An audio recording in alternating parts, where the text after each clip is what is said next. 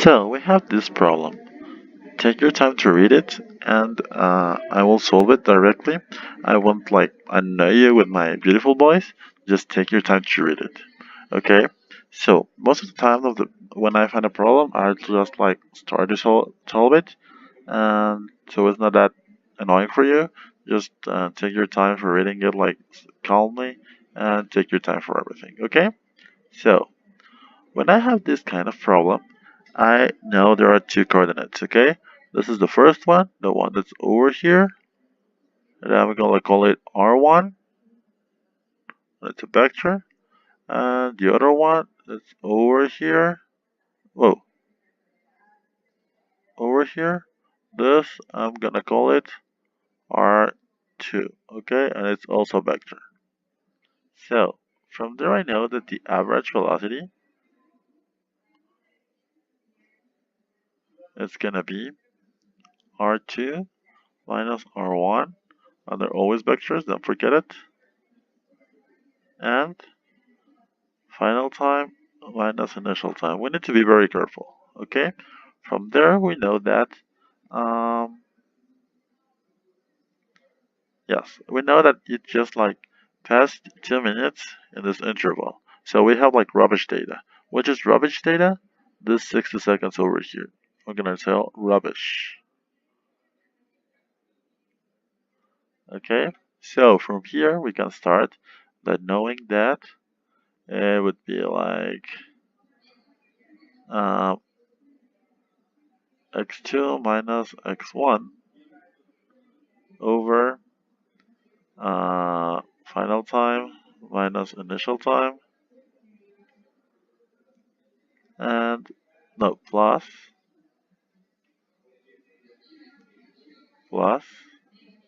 uh, is an I here, plus y2 minus y1 over final time minus initial time.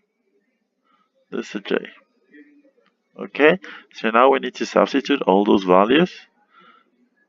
Here we go. So from there, we can start saying that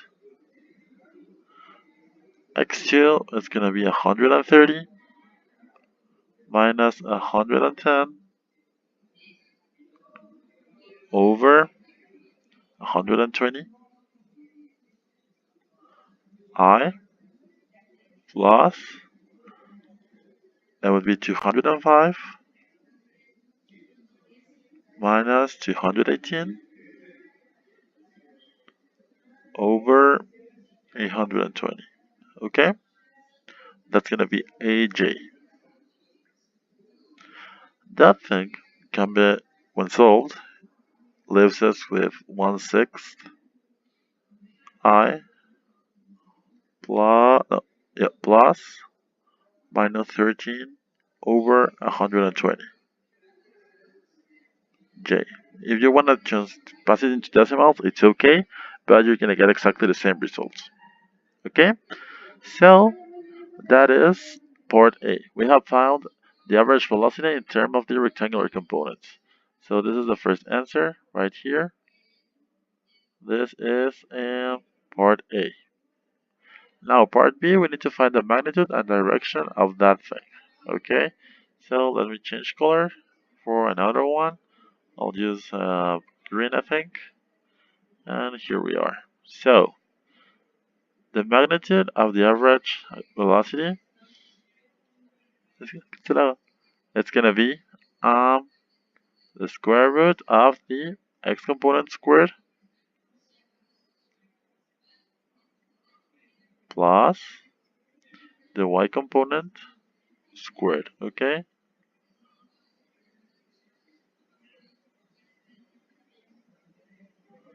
and there we go. And this, after I use my calculator, gives me something very close to 0.1987. Okay, and the units are meters over second. Okay, that's for the velocity, the magnitude. For the angle, that would be the arctangent of the y component over the x component. The y component is, let me do a big parenthesis, it's minus 13 over 120 over 1/6. That would be like the arctangent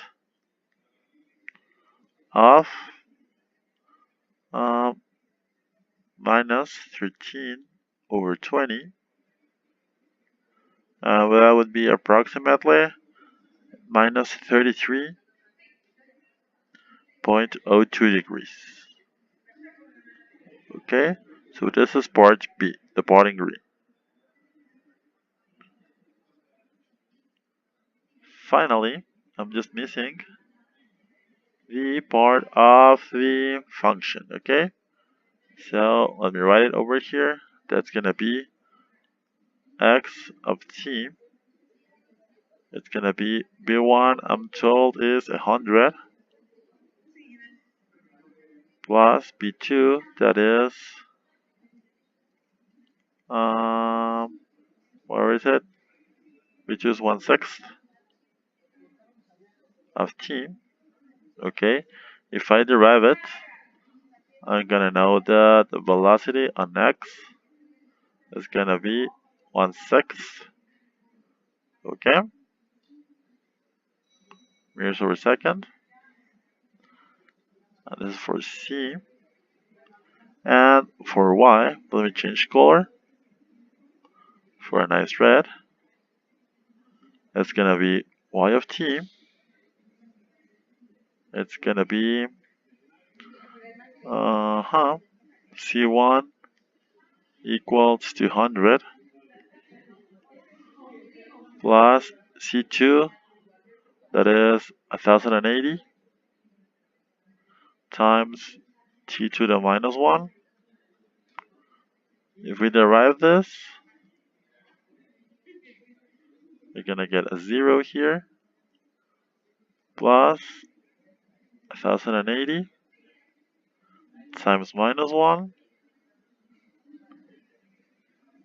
times t to the minus 2. Okay, and that would be minus 1080 t to the minus 2. Okay, and all of this thing, and this thing over here are the answer of part C.